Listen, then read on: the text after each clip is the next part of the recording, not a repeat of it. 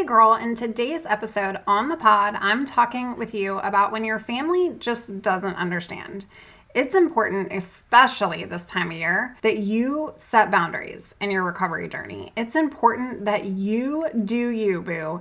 And what I want to share with you today is twofold. Obviously, we're going to talk about when your family doesn't understand as you overcome, but are really still in the thick of the disorder. And we're also going to talk about what that can look like for your loved one or your family too. Because maybe you're listening to this show right now and you're not the one with an eating disorder. Maybe you're listening to the show for somebody in your life that has an eating disorder. And so I want to hit on both of these today. Let's dive into today's show. Here we go. Hey girl, welcome to the Her Best Self podcast. I'm Lindsay Nickel, former competitive figure skater and perfectionist, turned God-led imperfect boy mom and digital CEO. If you find yourself constantly thinking about food and wondering if you'll wake up one day free from the obsessive thoughts and behaviors controlling your life, then I've created this podcast for you. Because I know exactly what it's like to be a downright hot mess, trapped in a destructive cycle of disordered eating. I finally found freedom, and you can too, girlfriend. So if you're ready to heal your relationship with food and body and break the chains of control and show up in your best health, then grab your favorite Tarjay journal and let's get to it. So you can start living your best life as your best self. So my mom calls me, we talk every day. I mean, we have such a blessed relationship and I really wouldn't be here without my mom, but that is also something that I've already shared here on the pod, and you can go back to a couple of the beginning episodes of the podcast to just hear about my journey, growing up, my recovery journey and that sort of thing. But my mom called this morning and she was bawling, like she was crying. And I literally thought that her dog had died. I'm not even kidding. She was calling me hysterical. I thought her dog had died. I said, Mom, breathe, slow down. What's going on? Are you okay? And she said, I've never listened to the podcast, Lindsay. And I listened today and I'm just so proud of you. I'm so proud of you. I didn't even know at the time what I was doing through your healing journey. Like when you were going through that, I just knew that I needed to get you help. I needed to be the mom. I needed to support you. And I felt like all of that was on my shoulders. And her and I chatted. We had a really great, vulnerable conversation because there's been so much growth over the years. But she said, all I knew was that you were my only child and I wasn't going to have it. I just wasn't going to have it. And yes, I knew you were over 18. But I educated myself enough about eating disorders and I just legit tried to soak up all of the things that I could for resources. And, back in this time, there wasn't that many resources when it comes to working with people that have an eating disorder. There still aren't enough, in my personal opinion. But she said, I just was on this mission to do all that I could, and I wasn't going to take no for an answer. And most of the time, I had no idea what I was doing or what even to do next. That really hit me this morning. It hit me in a couple of different ways. One, because for one, I'm glad her dog didn't die. Two, when your family doesn't understand how to support you, it can be paralyzing. Even though my mom did not understand how to support me, she loved me. And so that's a message for someone today. And I hope this episode inspires you of what you can do when your family simply doesn't understand about your journey or even the disorder itself. Because there is so much in the mind that is simply just happening when you're going through the struggle. There was a lot of growth that's happened over the years, as I had mentioned, and my mom and I have a great relationship, but it really touched me because I don't know. I mean, I know she's proud of me, but in many ways I had never heard that voiced the way that it was voiced today. And it just was a special reminder of continuously showing up here and continuously being vulnerable. And she said, I just can't believe, I look back at that girl during that time and to the woman that you are now, and I just simply am so proud. And I want that to be for somebody today. You don't have to sit in this mess and let it become who you are and that be it. This is just a speed bump. This is just a blimp in your journey here. If you are a parent and you struggle with what to do next, You don't have to have it all figured out, but it is important to get as educated as possible so you can help support that loved one in your life. But what I wanted to talk about today was boundaries, because there were many boundaries on both sides during my recovery journey. Boundaries get a bad rap.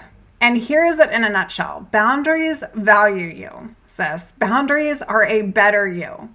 And in order to be the best version of you, you have to put some boundaries in place. It's so important, if you struggle with this illness, that you understand in some form or fashion that it affects and hurts every person close to you in your life. Yes, this is an isolating disease, but it echoes to everyone around you. It's like a domino that just dominoes over, and you can be in your own feels and you can think that it's not harming people that are in your circle. But if you don't have energy, you're snapping at your kids.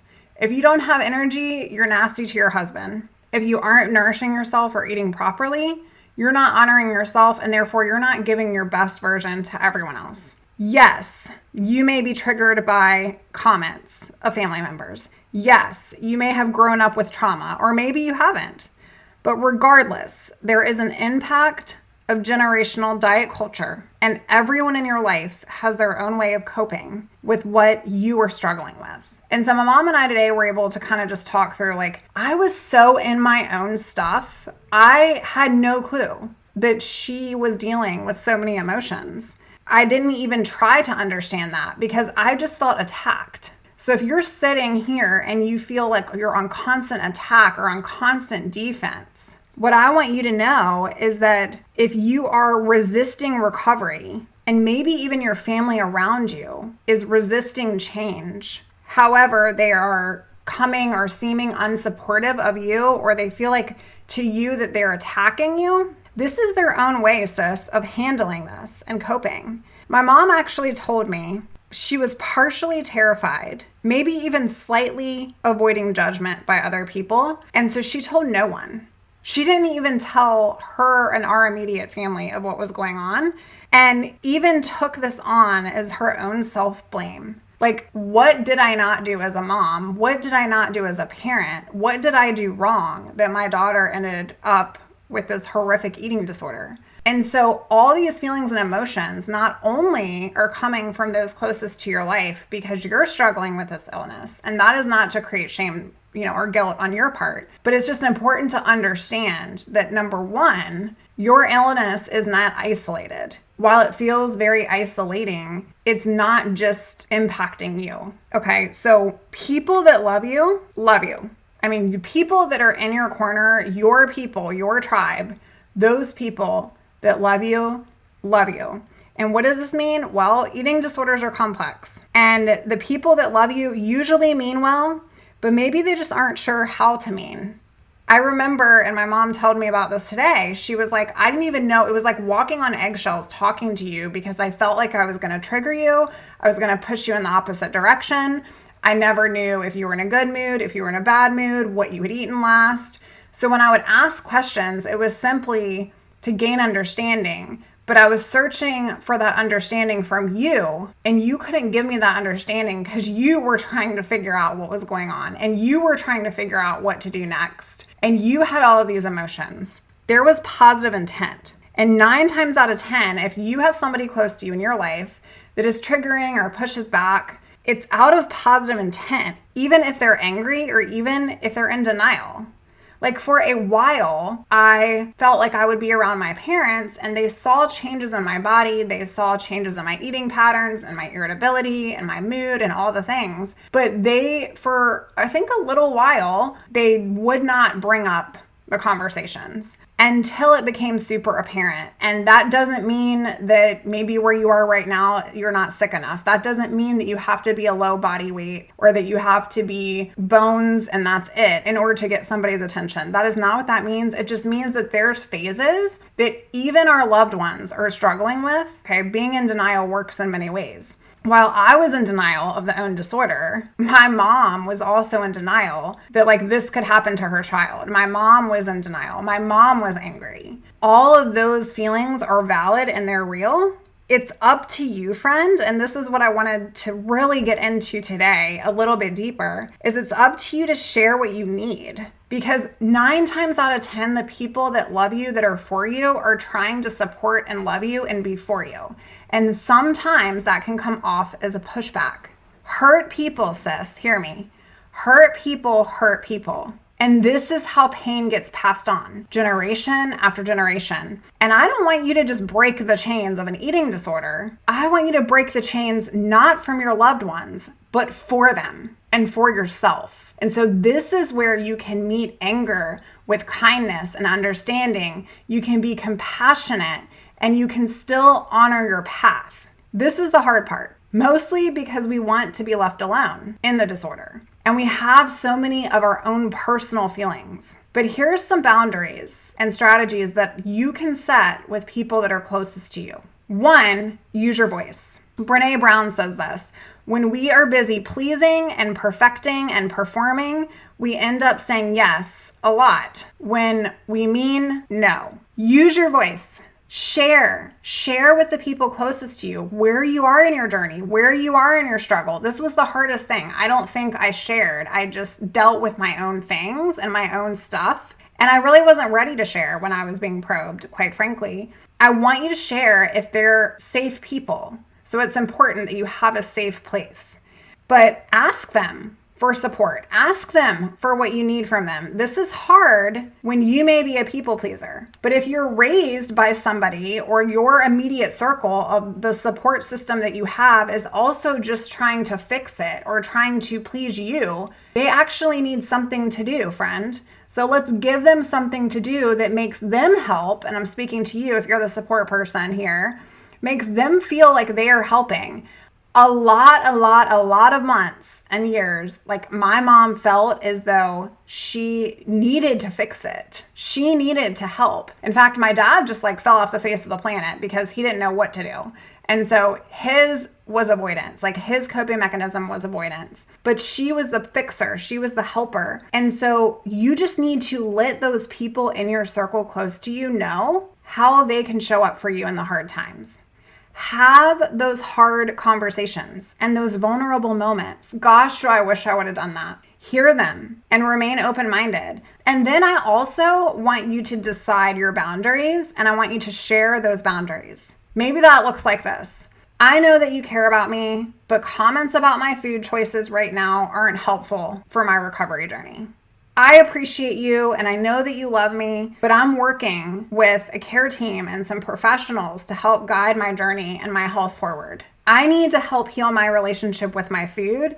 And so I'm going to remove myself from any diet conversations or any triggering discussions this holiday season because I just don't want to absorb that. It is the opposite of what I'm trying to do. To help ease your overwhelm, sis, you have to pre-plan. It's important. And as we go into the holiday season where you're going to be in family gatherings and settings or events, it's important to have self-care practices in place for you and know your go-tos for any triggering situation. Sometimes that actually looks like an exit strategy. Let me tell you. I remember having Thanksgiving with my family even years and years after I had recovered from anorexia and always wondering if people were watching me. Whether or not Lindsay was going to take the role was whether or not Lindsay was still recovered. Whether or not Lindsay was going to have stuffing was whether or not Lindsay was still recovered. If I only had a bite of the pie versus a slice of the pie, that must have meant Lindsay was dealing with her stuff again. And I felt like people were watching me as if I was in a fish tank. But that was my stuff. That was my stuff. And being able to have self-care in place, knowing that, you know what, even if they are, I'm strong in my decision making. I'm strong in my truth. And I know I'm for me. I know I'm recovering. I know that I've dealt with this for a long time. But I get to choose how I want to go into situations. I get to choose the conversations I'm going to have. And I get to set healthy boundaries. So if you're feeling in a tight situation this holiday, have an exit strategy. If you're going to be around somebody that is super triggering for you, I want you to go, okay, I'm going to share my voice. I'm going to speak my truth. I'm going to be to me. I'm going to go with other people. But if I get super triggered, I know that that's not going to help me, maybe hours or even days after the event. So I'm going to have an exit strategy. That is okay too. Focus on recovery while participating in these traditions. It's so important. How am I different this Thanksgiving or this Christmas or this New Year than I am last? How has my mind grown? How has my heart grown? And what are my dreams? This is the thing, friend. When you're stuck in the disorder, you can't have any because it robs you, and me, it did for a really long time, of thinking further along than where you are in that current moment. Because all you can think about is what you can eat next or what you can't. I want you to take care of you and spend some time taking care of you.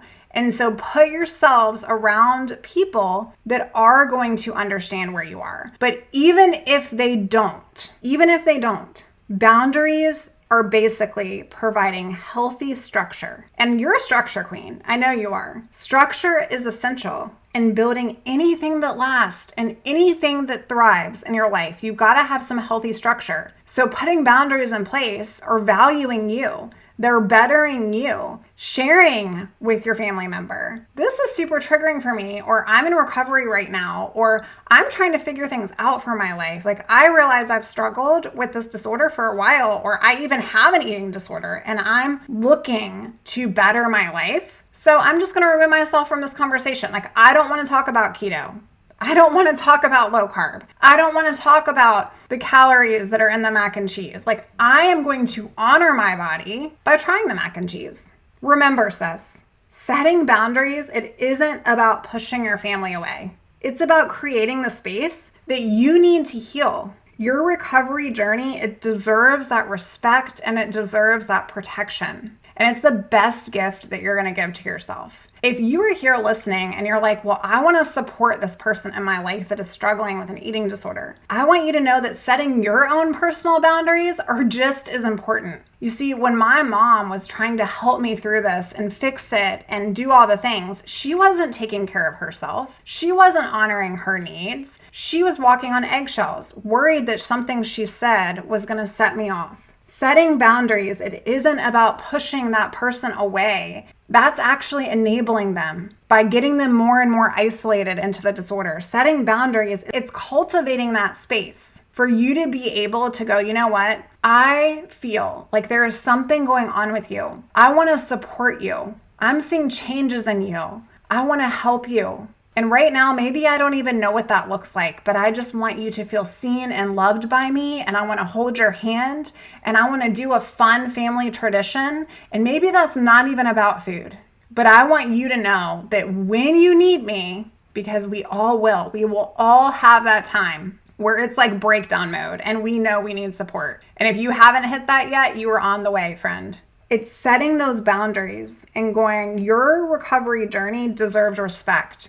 And you helping support your loved one also deserves respect. When somebody pulls away from you, sometimes that means they just need that space to process. I'll tell you that in my own way, I knew what my mom was telling me was the truth because I loved her and I looked up to her. And again, maybe you don't have that relationship or maybe your parents no longer here, and that's okay too. Enter in somebody in your life that is important to you, that you value their opinion. When that person comes to you and says, this is not okay, part of you in your heart already knows that. Part of you in your heart is searching for that out, but feeling all these different feelings, scared and afraid and hurt and frightened and what am I going to do to get myself out of this? And how did I get myself into this? And maybe they're just jealous. Like, I want you to brain dump all of those feelings because that is a part of healing. And even if you're the caretaker, brain dump all of those feelings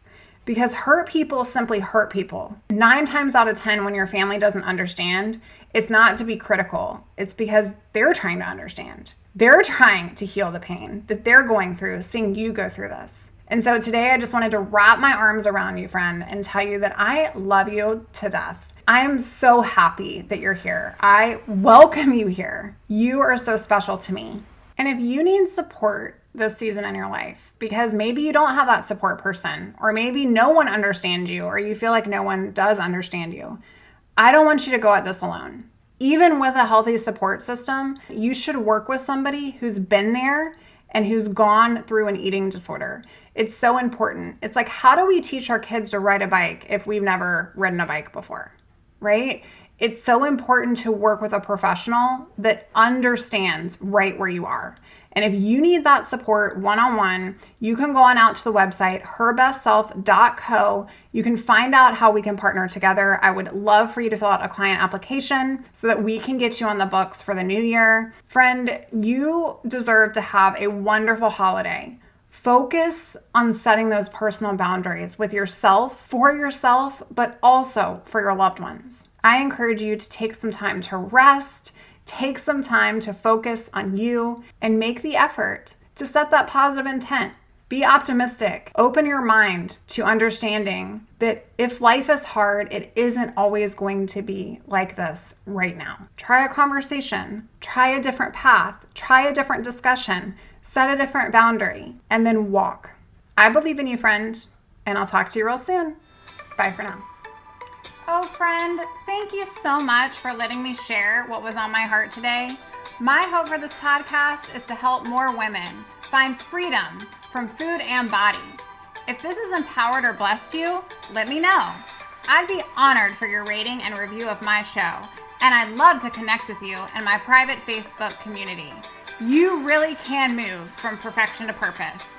Let's break the chains together. I'll help navigate the way. Until next time, bye for now, girl.